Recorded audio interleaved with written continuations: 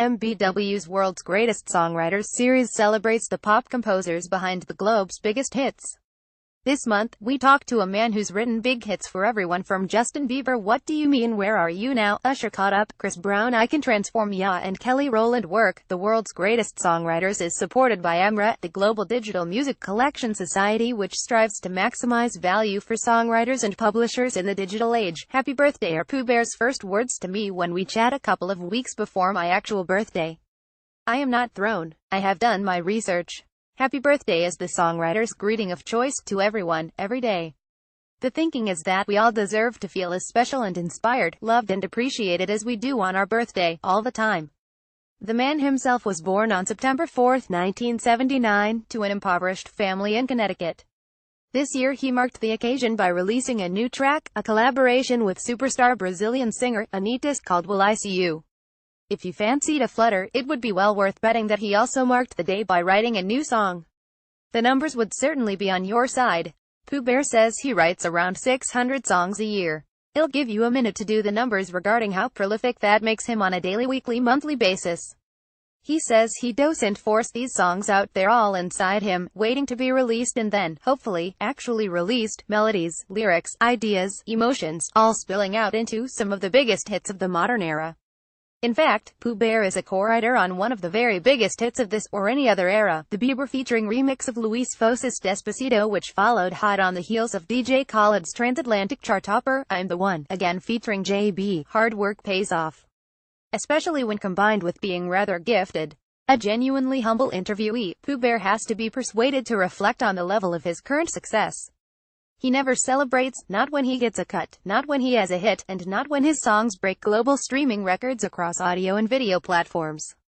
Instead, he says, he is already thinking about the next song he's going to write. It's an attitude that you suspect owes much to his upbringing and, especially, his mother. He mentions her more times than anyone else in our interview, more than any artist, more than any executive, more than Bieber. And the only time he does reference his success is to give thanks that it has allowed him to fulfill his lifelong ambition of providing for Dolores Boyd, mother to Jason Boyd, the boy who would become Pooh Bear, and the boy who, ironically, before literally disaster struck, she wouldn't even allow to listen to music, let alone make it. Tell us about your childhood. When did you first fall in love with music? I grew up in a religious family, a strict family, so I wasn't really allowed to listen to music, regular music. I was only allowed to listen to Christian music. I remember, aged about 8, sneaking downstairs at 3 in the morning, making sure nobody saw me, and listening to Stevie Wonder, I Just Called to Say I Love You. That inspired me to want to make music. I knew then I want to be able to make people feel the way this makes me feel right now. We were homeless for about a year, me, my mom and my brother. We lived wherever we could, like high school gyms or whatever, but I couldn't, have a clue. I couldn't sing, I couldn't play an instrument. I just had the desire. Then, when I turned 9, my parents got a divorce and my father left. 2 weeks later, the only tornado ever recorded in Connecticut history hit our neighborhood and destroyed the apartment we lived in. We were homeless for about a year, me, my mom and my brother. We lived wherever we could, like high school gyms or whatever. Finally, a church took up a collection and gave us $4,000 and we were able to move to Atlanta and start our lives over again. That was 1989. How hard was that year for you? It was definitely a turning point. My father leaving was tough. It's not like now, when everyone has cell phones and social media. He left and there was no real way to reach him. Separating is one thing, but not being able to reach him or see him was something else. But he's human, man, everybody makes mistakes, him and I've forgiven him now. At the time, I was confused and I was hurt, but I decided that I was going to be the man of the house. I was going to take care of everything, take care of my mom and my family, somehow. What was starting again in Atlanta like? It was such an amazing city. It was the New York of the South. There was this new emerging music scene, with all these kid groups, like Another Bad Creation and Criss Cross, and that was really inspiring as an 11 or 12-year-old who wanted to make music. So I started groups in my neighborhood. Sometimes I was rapping, then I was singing. It was funny, we got ripped off pretty badly. Then, when I was in a group called Young Harmony, aged 12, I signed my first record deal with an independent label called Jungle Juice Records. It was funny, we got ripped off pretty badly. When you sign a deal, you're supposed to get an advance to live off. When we signed, we got a jean suit each, jean jacket and pants. That was it. What did your mom think of this, considering she didn't even want you listening to music, let alone signing a record deal? You know what, after the divorce she lightened up. I think she felt bad for us and she started to give me options and choices. She was being very sympathetic to what we'd been through. She ended up taking us to the studio, taking us to the shows, taking us everywhere. The goal then, presumably, was to make it as an artist. Yeah, we got signed, we got taken advantage of a few times, and then, by the time I was 14, I was in a group called Friction. I was writing songs for us, and my cousin, Courtney Bearsales, discovered the groups 112 and Jagged Edge. 112 got a deal with Puffy on Bad Boy Records, and I saw them go from nothing to superstars, and once again, it was affirmation that this was possible. 112 got a deal with Puffy on Bad Boy Records, and I saw them go from nothing to superstars, and once again, it was affirmation that this was possible. On the second album, my cousin says, I know you've been writing songs, they're good songs, and you can make money writing songs. I'm going to put you with the guys from 112, and if they like you, maybe you can work with them on this album. 1998's Room 112. Anyway, we hit it off, and the first song we did together was called Anywhere, when I was about 15. And a little while later I did a Pink record, called Love Is Such a Crazy Thing. Had you always been writing? Yeah, I'd been writing for my groups. I started writing when I was about 11. I was engineering and producing, because we didn't have engineers or producers. I'm a quick learner, and it's funny what you can do when you don't have any other choice. Both the Pink album, her debut, 2000's Can't Take Me Home, and the 112 album did a couple of million records, and that built my relationship with 112. They took me on tour with them and with Puffy, and that was when we created Part 3, released 2001, debuted at number 2 in Billboard album charts. I wrote Grammy-nominated Peaches Cream and Dance With Me and a few others on that album. I'm so appreciative of 112 for allowing me to work with them, and even to this day, if they ask me to work with them, I'd 1000% be there for them. Tell us about Peaches Cream and how significant that track was for you. It was definitely a turning point in my life, because even when we were making that record, I had made a very small amount of money, and I remember being hungry, literally hungry, before I wrote that song. I was in New York with my brother and we had $2, which meant we could split a chicken sandwich from El Ranchero.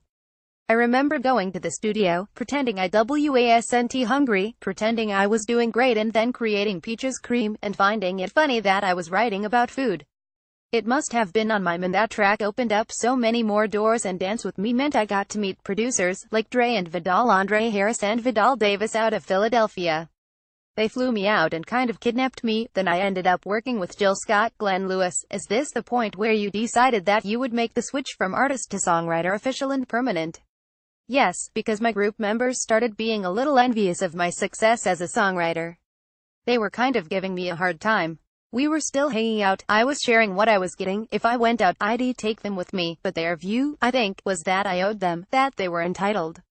That made me realize I don't have to be a singer, I don't need to be in a group, I just want to be able to take care of my ma, I just want to be able to take care of my family, and I could do that through focusing on songwriting. Working with Dre and Vidal also led to the next big shift through the gears, didn't it? That's right, from there I ended up working with Usher on Confessions 2004, number 1 in US and UK, 12 meters sales worldwide, and that was another big turning point in my life.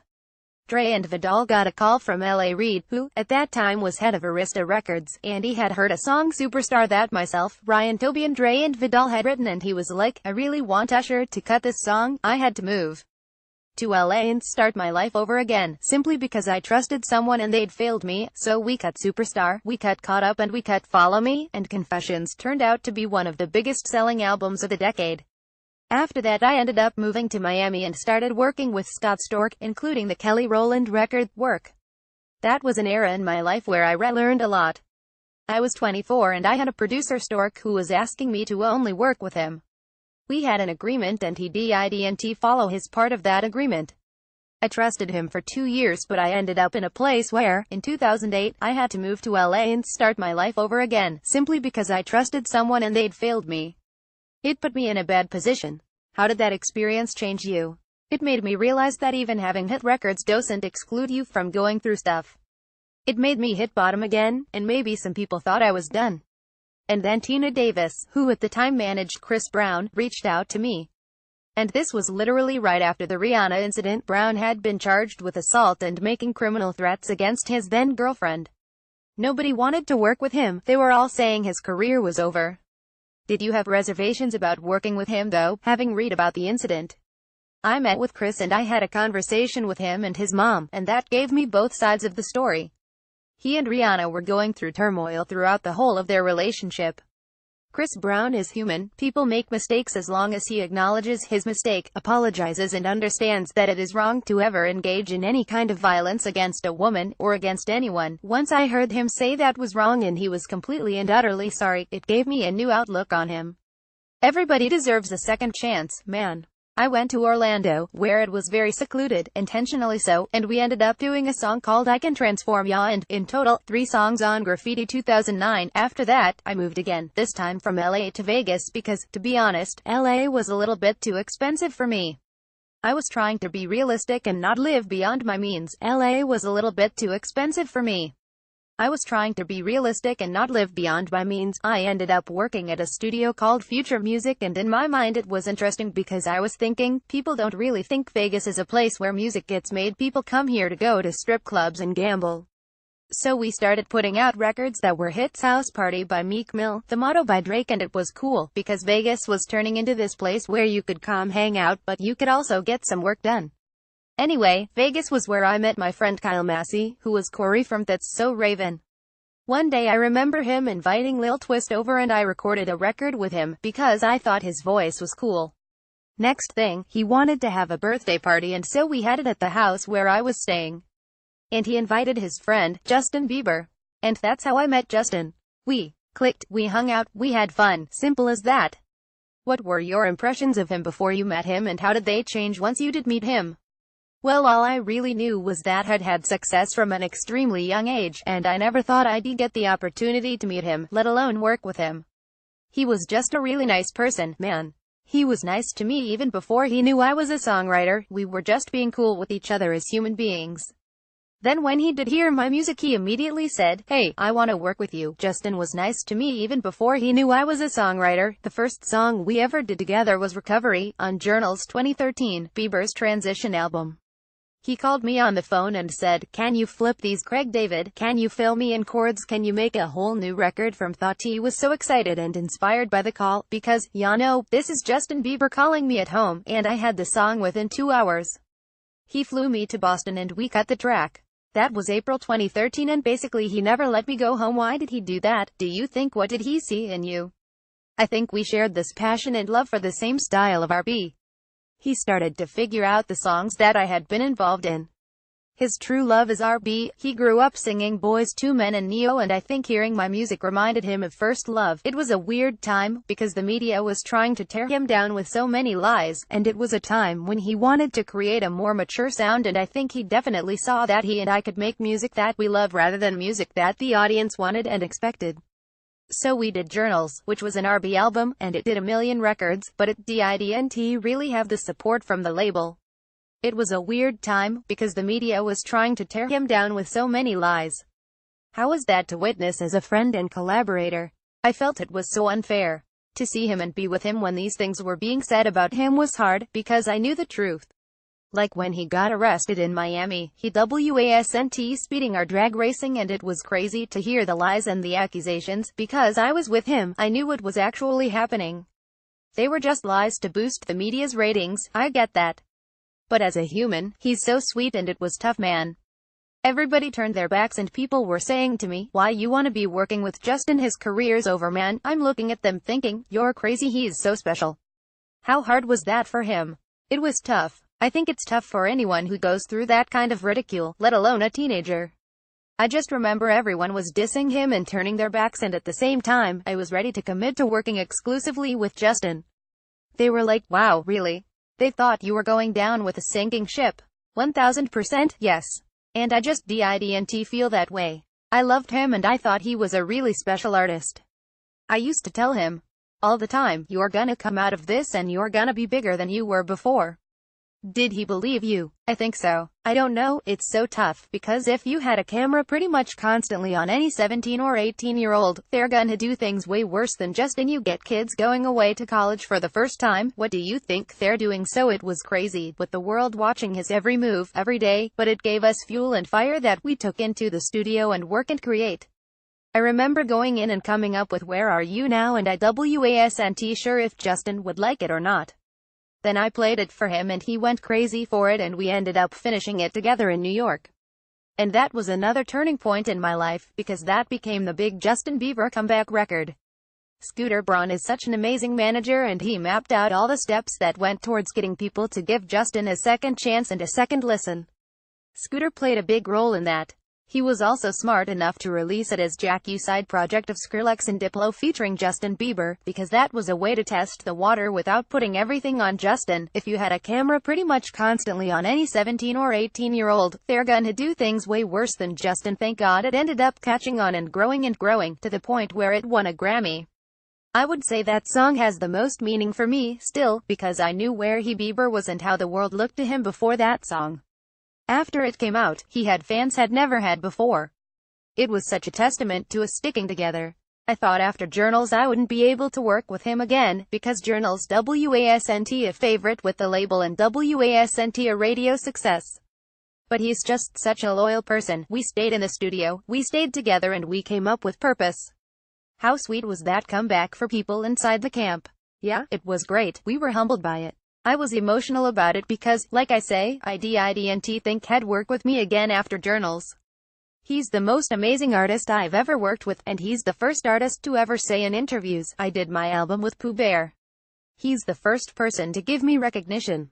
I'd gotten so used to just getting publishing credit, but no public recognition, that it was actually kinda awkward to hear my name out there. Justin's the most amazing artist I've ever worked with, and he's the first artist to ever say in interviews, "I did my album with Pooh Bear." I remember saying, "Hey, you don't have to do that, man." And he was like, "Are you crazy? I want everybody to know that you did this. The world should know you did this." Most artists want to act like they did everything, and I was used to it. I was like, whatever, as long as I can take care of my mom, that's fine, you go ahead. But Justin is different. He also invited me on tour, and that meant I got to see him perform 15 or so songs that I'd written with him. And man, I cried like a baby, because I remembered everybody giving him such a bad time. And then you look around to youngsters and adults singing these songs, singing these records that came from my heart. Amazingly, after that, you and Justin went on to even greater success, most notably with I'm the One and Despacito. Can you talk a bit about how those records came about for you both? With I'm the One, I remember Justin FaceTiming me in, I think it was March, and he says, "DJ Khaled's on the way over to my house, he wants to play me this record, he says it's a smash." So he hears it and tells Khaled, "It's cool, but I really want me and Pooh Bear to try it." Khaled FaceTimes me immediately and says, "Justin wants you to come up with an idea for this beat," and I told him, "Book a studio right now." So he booked a place at Westlake Studios where Thriller was recorded. I'm in the Michael Jackson room, and I came up with the main idea and main melody. I sent it to Justin and he sent back a couple of notes. I sent it to Khaled and he went crazy, and then Justin came in and recorded what we created. Khaled kept saying, "This is a #1 record." And he was right, it debuted at #1, it was mine and Justin's second US #1 debut. But it was there for 1 week only because Despacito came and replaced it. Laughs. How did you get involved with Despacito? Justin was in a club in South America and he heard the Luis Fonsi feat. Daddy Yankee original version of the record, and he just went crazy. He called Scooter. Scooter called me and said, "I want you to get in the studio and create an English remix for this record, send it to Justin and he'll add his part." So I remember on April 10th, which was my first wedding anniversary, going into the studio and coming up with the melody, sending it to Justin, and he called me up crying. He loved it. Then he put his part into it and sent it back. It was all really emotional because he really believed in this record so much. It was totally his idea to do this remix. Nobody came to him and asked him, or wanted to try and make money out of him. It all came from him. We cut it. It came out 4 days later. It was all so quick. By then the original was at 49, it jumped to 9, and then to 3, and then it replaced I'm the One at #1. Justin's got good ears, she's got amazing ears. Laughs. And I think the world has figured that out now. For him to be able to hear that track and say, "I want to remix that," and for it to become the most streamed song and most watched video, that says everything. What's next with Justin? Some time off, I guess. Yeah, he's taking some time off, but we're still on the radio, you know. I've never met anyone who's tours more than he has. Artists do 50 shows, 60 shows, then at 80 shows it starts getting weird, but 150, that's a little unfair, and I'm just glad he made that conscious decision to look out for his health first and put that before trying to please the world. So he'll just call you and say, let's go again. Yeah, well, we're always in touch and sending each other ideas all the time, it never stops. He loves music and he can't get away from music. He can take a break from touring, but he can't take a break from music. You've talked before about an instance when you heard a record and realized that you'd written it but hadn't been given any rights or any credit. Did that really happen? Yeah, it sounds crazy, this far into my career, but it happened. I can't say any names, but I was driving in my car and I heard this record, on a big album, and I was like, wait a minute, I wrote that hook. I reached out to the person I wrote it with and they were like, oh no, you just inspired me to write it. Listen, I don't need to take credit for something I didn't do, I've got enough credits out there, I'm fine. So I'm not gonna be making stuff up. I was driving in my car and I heard this record, on a big album, and I was like, wait a minute, I wrote that hook, plus I've got people in the room who are saying, no, you definitely came up with that. It's just weird. I had to go and fight for my publishing, and that was only last year. Most people want me to have my credit because they want to say, I did this with Pooh Bear. But with this person, they wanted to take all the credit because they're a songwriter themselves and it was an ego thing. Anyway, I ended up getting my publishing royalties, but I didn't get my credit, my name's not on that album. But, again, that lit a fire under me and inspired me to go in the studio and create. Okay, cool, you say I inspired you, whatever, I've got my publishing, which is proof that I did write it, and now I'm gonna go and do something way bigger. I take it you want to be working with that particular artist again. Never, but you know what's strange? They reached out to me a few months ago and said, I can't wait to write my next album with you. I never replied, obviously, but to even text that to me think there's something wrong with him. Like, does he not remember there's no amount of money that could make me work with that artist? It's especially weird for it to happen this late in my career, but it's all good. I've learned from it. I protect myself even more. Now whenever I'm creating, I always leave the memo recorder on my phone. Do you now feel established and confident and part of the A-list, or will you always have this underlying insecurity? I think I'll always naturally feel like an underdog, like I have a point to prove. Even after Purpose, my first thought was, what am I gonna do now? And then there was I'm the One and Despacito, but still, for me, I haven't proven I can continue to deliver, not to myself. We've had the most streamed song of all time, we've equaled records for being at #1, but what's after that? For me, I never feel complacent, I never feel like I've made it, and I never want to feel that, to be honest. No matter what I achieve, I want to grow and get better. I want a country hit, I want a country smash. You want to grow and get better. I want a country hit, I want a country smash. I need new goals. I wanted to break into the Latin market and we did it. So now let's do a country record. I have my album out, called Pooh Bear Presents Birthday Music Volume 1, and the first single from it is with a huge Brazilian artist, named Anitta.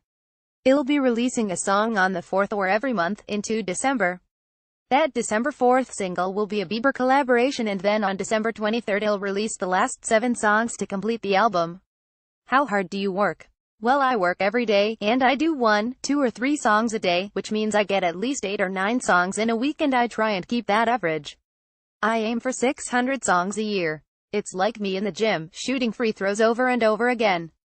Your music is synonymous with streaming services, but despite that, do you have concerns about the financial models behind those services?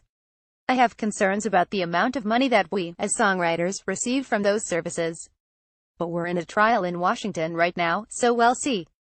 It shouldn't take a million spins to earn $1,000. 100 million streams is $100,000, and then you have to split that with everyone involved. It shouldn't take a million spins to earn $1,000, so that's not really fair, especially when I know the labels are making 10 times that amount, and on top of that, the streaming companies are making the most because they're leveraging our songs to bring an audience to their platforms, and then they make their money advertising to them. Everybody's making money off our creations, and yes, that bothers me, but I do feel it will change. It may not change much, but any change is better than no change. What's the most important lesson you've learned in your time in the industry? Never get comfortable, never get complacent, never feel like you've made it just because you've had some success. There will always be someone out there who's willing to work harder than you, who has the passion and the drive that you used to have. I've seen so many writers and producers come and go after they've got cocky and big-headed. I've seen so many writers and producers come and go after they've got cocky and big-headed, and I'm just so grateful for the success that I've had, starting in the 90s, and to still be here doing this. The people who last are humble and work hard. That's why they stay in the game, and those are the people I respect. There are other people who are like, I'm the best writer, I'm the hottest producer, and then you look up and where are they? So, did you buy your mom the house? Oh yeah, I bought her a couple of houses. That was an amazing feeling, because it was always my goal. I just wanted to make sure she had everything she wants and lives a really cool and comfortable life. So that was a dream come true for me. I just wanted to make sure my mom had everything she wants and lives a really cool and comfortable life. But the best thing is, she's proud of me and always says that if this success hadn't come along, she'd still be proud of the man that I've become, and that means everything to me. AMRA is the first of its kind, a global digital music collection society, built on technology and trust. AMRA is designed to maximize value for songwriters and publishers in today's digital age, while providing the highest level of transparency and efficiency. Music business worldwide.